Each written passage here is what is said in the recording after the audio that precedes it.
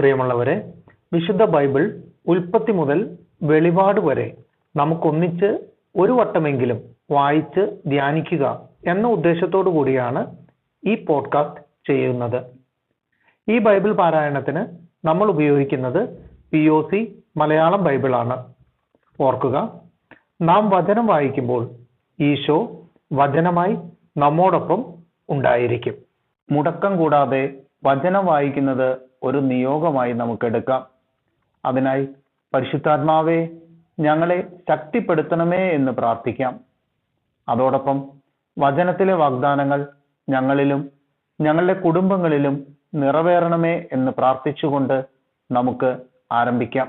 ഇന്ന് നമ്മൾ വായിച്ചു ധ്യാനിക്കുക സംഖ്യയുടെ പുസ്തകം 17ഉം 18ഉം അധ്യായങ്ങളാണ്. അധ്യായം 17, അഹറോന്റെ വടി. കർത്താവ് മോശയോട് അരുൾ ചെയ്തു, ഇസ്രായേൽ ജനത്തോട് പറയുക, ഗോത്രത്തിന് 1 വീതം എല്ലാ ഗോത്ര നേതാക്കന്മാരിലും നിന്ന് 12 വടി വാങ്ങി ഓരോന്നിലും പേരെഴുതുക. ലേവി ഗോത്രത്തിന്റെ വടിയിൽ അഹ്റോന്റെ പേരെഴുതുക. കാരണം ഓരോ ഗോത്ര തലവനും ഓരോ വടി ഉണ്ടായിരിക്കണം.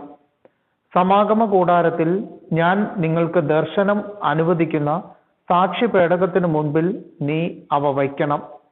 ഞാൻ തിരഞ്ഞെടുക്കുന്നവന്റെ വടി തളിർക്കും.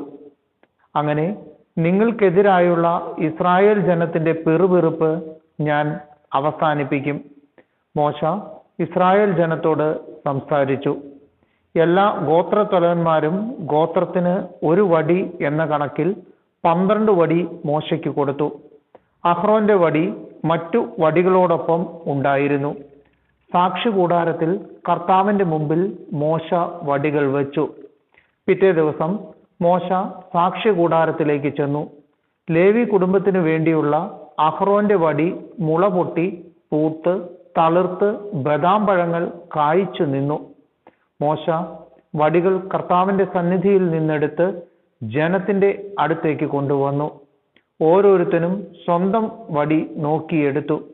കർത്താവ് മോശയോട് അരുൾ ചെയ്തു, അവരുടെ പിറുപിറുപ്പ് അവസാനിപ്പിക്കുന്നതിനും അവർ മരിക്കാതിരിക്കുന്നതിനും കലഹക്കാർക്ക് ഒരടയാളമായി സൂക്ഷിക്കുന്നതിനും വേണ്ടി അഹ്റോന്റെ വടി സാക്ഷി പേടകത്തിന് മുമ്പിൽ വയ്ക്കുക.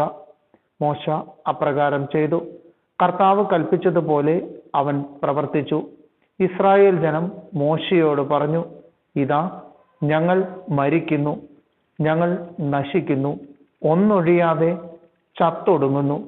കർത്താവിന്റെ കൂടാരത്തെ സമീപിക്കുന്ന ഏവനും മരിക്കുന്നു, ഞങ്ങളെല്ലാവരും നശിക്കണമോ? അധ്യായം 18, പുരോഹിതരും ലേവ്യരും. കർത്താവ് അഹ്റോനോട് അരുൾ ചെയ്തു, നീയും പുത്രന്മാരും നിന്റെ പിതൃഭവനം മുഴുവനും വിശുദ്ധ സ്ഥലത്ത് സംഭവിക്കുന്ന അകൃത്യങ്ങൾക്ക് ഉത്തരവാദികളായിരിക്കും. നിങ്ങളുടെ പൗരോഹിത്യ ശുശ്രൂഷ സംബന്ധിച്ചുണ്ടാകുന്ന തെറ്റുകൾ നീയും പുത്രന്മാരും ഏറ്റെടുക്കണം.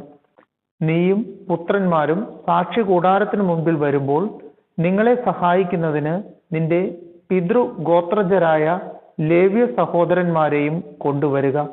അവർ നിങ്ങളെ പരിചരിക്കുകയും കൂടാരത്തിലെ പരിചാരക വൃത്തികൾ അനുഷ്ഠിക്കുകയും ചെയ്യട്ടെ.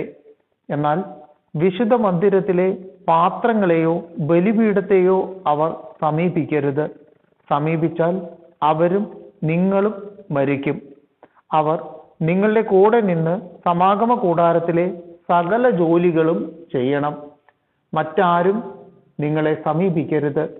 ഇസ്രായേൽ ജനത്തിന്റെ മേൽ ഇനി ഒരിക്കലും ക്രോധം പതിക്കാതിരിക്കാൻ വിശുദ്ധമായ മന്ദിരത്തിന്റെയും ബലിപീഠത്തിന്റെയും ചുമതലകൾ നിങ്ങൾ തന്നെ വഹിക്കണം.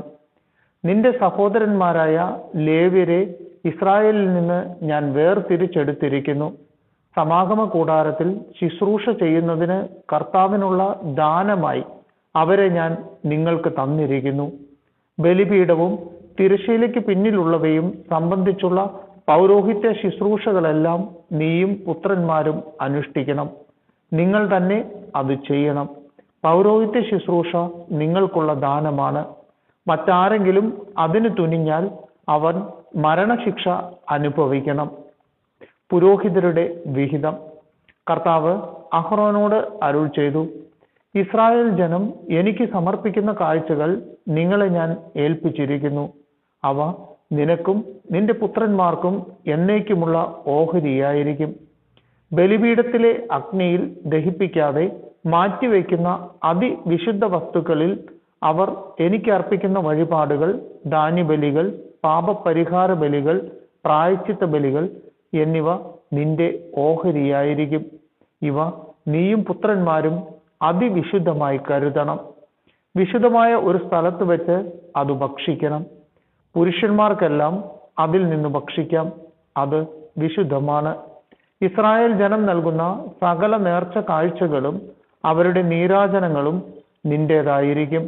ഇവ നിനക്കും പുത്രന്മാർക്കും പുത്രിമാർക്കും ശാശ്വതാവകാശമായി ഞാൻ തന്നിരിക്കുന്നു. നിന്റെ കുടുംബത്തിൽ ശുദ്ധിയുള്ളവർക്കെല്ലാം അതിൽ നിന്ന് ഭക്ഷിക്കാം. ഇസ്രായേല്യർ ആദ്യ ഫലമായി കർത്താവിന് സമർപ്പിക്കുന്ന ഏറ്റവും വിശിഷ്ടമായ എണ്ണയും വീഞ്ഞും ധാന്യവും ഞാൻ നിനക്ക് നൽകുന്നു. അവർ കർത്താവിന് കൊണ്ടുവരുന്ന തങ്ങളുടെ ദേശത്തെ ആദ്യം പാകമാകുന്ന ഫലങ്ങൾ നിനക്കുള്ളതായിരിക്കും. നിന്റെ കുടുംബത്തിൽ ശുദ്ധിയുള്ളവർക്കെല്ലാം അതിൽ നിന്ന് ഭക്ഷിക്കാം. ഇസ്രായേലിൽ ദൈവത്തിന് പ്രതിഷ്ഠിക്കപ്പെടുന്നതൊക്കെയും നിനക്കുള്ളതായിരിക്കും. അവർ കർത്താവിന് സമർപ്പിക്കുന്ന കടിഞ്ഞൂലുകൾ മനുഷ്യന്റെയോ മൃഗത്തിന്റെയോ ആകട്ടെ നിനക്ക് അവകാശപ്പെട്ടതായിരിക്കും. എന്നാൽ മനുഷ്യരുടെയും അശുദ്ധ മൃഗങ്ങളുടെയും കടിഞ്ഞൂലുകളെ വീണ്ടെടുക്കാൻ അനുവദിക്കണം. 1 മാസം പ്രായമാകുമ്പോഴാണ് അവയെ വീണ്ടെടുക്കേണ്ടത്. അതിനുള്ള തുക 1 ഷെക്കലിന് 20 ഗേര എന്ന് വിശുദ്ധ സ്ഥലത്ത് നിലവിലുള്ള നിരക്കനുസരിച്ച് 5 ഷെക്കൽ വെള്ളിയായിരിക്കണം. എന്നാൽ പശു, ചെമ്മരിയാട്, കോലാട് എന്നിവയുടെ കടിഞ്ഞൂലുകളെ വീണ്ടെടുക്കേണ്ടതില്ല. അവ വിശുദ്ധമാണ്.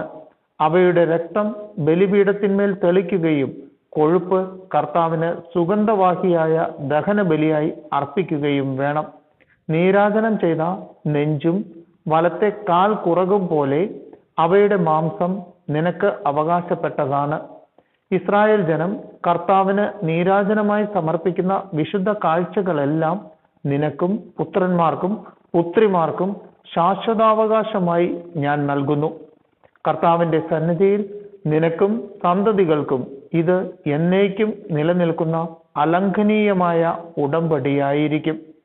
കർത്താവ് അഹ്റോനോട് അരുൾ ചെയ്തു, ഇസ്രായേലിൽ നിനക്ക് ഭൂമി അവകാശമായി ലഭിക്കുകയില്ല. അവരെ പോലെ നിനക്ക് ഓഹരിയും ഉണ്ടായിരിക്കുകയില്ല. ഞാനാണ് നിന്റെ അവകാശവും ഓഹരിയും. ലേവ്യരുടെ വിഹിതം. സമാഗമ കൂടാരത്തിൽ ലേവ്യർ ചെയ്യുന്ന ശുശ്രൂഷയ്ക്ക് ഇസ്രായേലിൽ നിന്ന് ലഭിക്കുന്ന ദശാംശമായിരിക്കും പ്രതിഫലം. പാപം ചെയ്തു മരിക്കാതിരിക്കാൻ ഇസ്രായേൽ ജനം മേലിൽ സമാഗമ കൂടാരത്തെ സമീപിക്കരുത്. ലേവ്യർ സമാഗമ കൂടാരത്തിലെ ശുശ്രൂഷകൾ നിർവഹിക്കണം. തങ്ങളുടെ തെറ്റുകളുടെ ഉത്തരവാദിത്വവും അവർ വഹിക്കണം. ഇത് എല്ലാ തലമുറകൾക്കും ഉള്ള വ്യവസ്ഥയാണ്. ഇസ്രായേലിൽ അവർക്ക് അവകാശം ഉണ്ടായിരിക്കുകയില്ല. എന്നാൽ ഇസ്രായേൽ ജനം കർത്താവിന് നീരാജനമായി സമർപ്പിക്കുന്ന ദശാംശം ലേവ്യർക്ക് അവകാശമായി ഞാൻ നൽകിയിരിക്കുന്നു. അതുകൊണ്ടാണ് ഇസ്രായേലരുടെ ഇടയിൽ അവർക്ക് അവകാശം ഉണ്ടായിരിക്കുകയില്ല എന്ന് ഞാൻ വ്യവസ്ഥ ചെയ്തിരിക്കുന്നത്. കർത്താവ് മോശയോട് അരുൾ ചെയ്തു, ലേവ്യരെ അറിയിക്കുക, ഇസ്രായേലിൽ നിന്ന് ഞാൻ അവകാശമായി തന്നിരിക്കുന്ന ദശാംശം നിങ്ങൾ വാങ്ങുമ്പോൾ അതിന്റെ ദശാംശം കർത്താവിന് നീരാജനമായി സമർപ്പിക്കണം. നിങ്ങളുടെ ഈ കാഴ്ച മെതിക്കളത്തിൽ നിന്നുള്ള ധാന്യം പോലെയും നിറഞ്ഞ ചക്കിൽ നിന്നുള്ള വീഞ്ഞു പോലെയും പരിഗണിക്കപ്പെടും. ഇസ്രായേലിൽ നിന്ന് സ്വീകരിക്കുന്ന ദശാംശങ്ങളിൽ നിന്നെല്ലാം നിങ്ങൾ കർത്താവിന് നീരാജനം അർപ്പിക്കണം. കർത്താവിനുള്ള ഈ കാഴ്ച പുരോഹിതനായ അഹ്റോന് കൊടുക്കണം.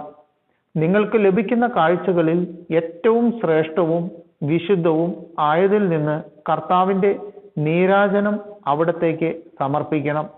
ആകയാൽ നീ അവരോട് പറയുക, ഉത്തമ ഭാഗം അർപ്പിച്ചു കഴിഞ്ഞ് ബാക്കിയുള്ളത് ധാന്യവും മുന്തിരിയും പോലെ ലേവ്യർക്കുള്ളതാണ്. സമാഗമ കൂടാരത്തിൽ ചെയ്യുന്ന ജോലിക്കുള്ള പ്രതിഫലമാകയാൽ നിങ്ങൾക്കും കുടുംബാംഗങ്ങൾക്കും അത് എവിടെ വെച്ച് വേണമെങ്കിലും ഭക്ഷിക്കാം. ഏറ്റവും നല്ല ഭാഗം നീരാജനം ചെയ്തു കഴിഞ്ഞാൽ പിന്നെ അത് നിമിത്തം നിങ്ങൾക്ക് കുറ്റമുണ്ടാകുകയില്ല. ഇസ്രായേൽ അർപ്പിച്ച വിശുദ്ധ വസ്തുക്കളെ നിങ്ങൾ അശുദ്ധമാക്കുന്നില്ല, അതുകൊണ്ട് നിങ്ങൾ മരിക്കുകയില്ല.